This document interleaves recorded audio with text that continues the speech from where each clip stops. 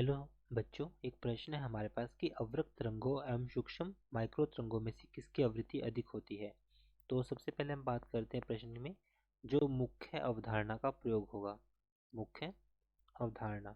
अब जैसा कि हम जानते हैं कि मुख्य अवधारणा हमारे पास की जो आवृत्ति होती है एफ, उसको ज्ञात करने के लिए हम प्रयोग करते हैं सी बटे लैम्डा, जहाँ पर लैम्डा हमारे पास क्या होती है, तरंग दैर्घ्य।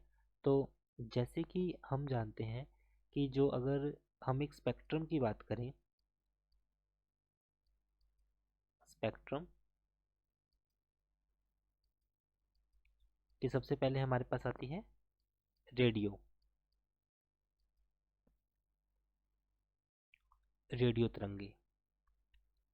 रेडियो तरंग के बाद हमारे पास आती है सूक्ष्म तरंग,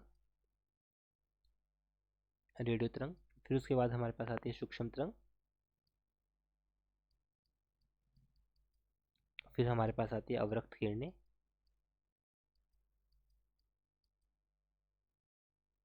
फिर हमारे पास आता है प्रकाश।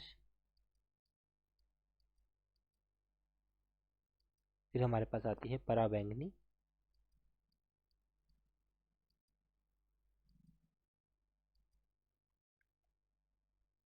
फिर हमारे पास आती है एक्सरे। फिर हमारे पास आती है गामा रे। तो जैसे हम रेडियो तरंग की तरफ से गामा की तरफ जाते हैं तो हमारे पास जो आवृत्ति है वो कम होगी, सॉरी आवृत्ति हमारे पास बढ़ेगी। तो हमारे पास यहाँ पर फ्रीक्वेंसी जो होगी, आवृत्ति होगी, वो बढ़ेगी। लेकिन जो तरंग दैर्घ्य होगी, मतलब जो लैम्डा होगा हमारे पास, वो घटेगा अगर हम रेडियो तरंग से गामा की तरफ जाएंगे। तो अब इनमें हमारे पास ये बिंदु स्पष्ट है कि अवरक्त तरंग और सूक्ष्म तरंगे।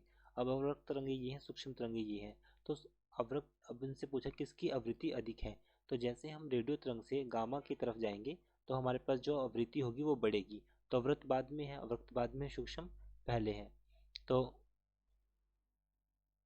हमारे पास जो अवरक्त तरंगे होगी, इनकी जो आवृत्ति होगी F1, और मान लीजिए जो सूक्ष्म तरंगे होगी ये हो जाएगी F2। तो F1 का जो मान होगा हमारे पास वो अधिक होगा F2 से ज़्यादा, स्पेक्ट्रम के अनुसार।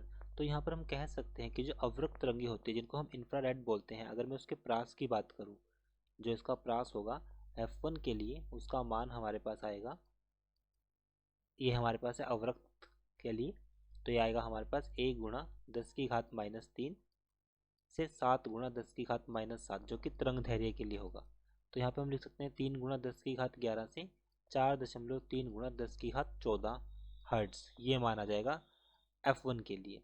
और F2 जो कि हमारे पास सूक्ष्म तरंगों के लिए होगा, F2 जो माइक्रोवेव होगी, इसका मान होता है हमारे पास 3 × 10⁻9 से 3 × 10⁻11। देख सकते हैं कि F2 का मान होगा हमारे पास वो कम है F1 की तुलना में। तो अवरक्त कर्ण जो अवरक्त होगी हमारे पास, अवरक्त तरंगे होंगी, उनकी आवृत्ति अधिक होगी। तो अवरक्त तरंगे इसका मान होगा। आशा करता हूँ कि आपको प्रश्न का हल समझ में आया होगा। धन्यवाद।